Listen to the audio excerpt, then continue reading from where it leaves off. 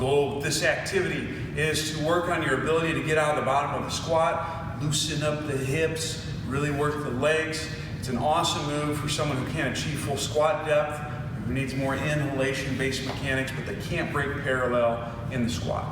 It sounds like someone you're working with. This move's for you. Here's what you're gonna do.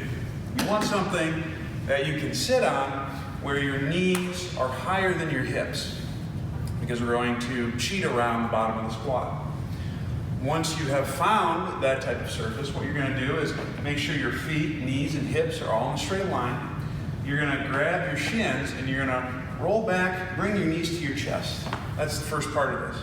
As I do that, I'm gonna take a breath of air in. On the exhale side of things, you're gonna come back to the start position, but you're gonna lean forward and stand up quickly. It's gonna look like this. Set back down, do it again.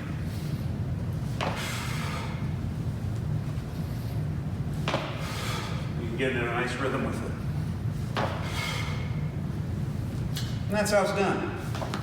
Give it a shot.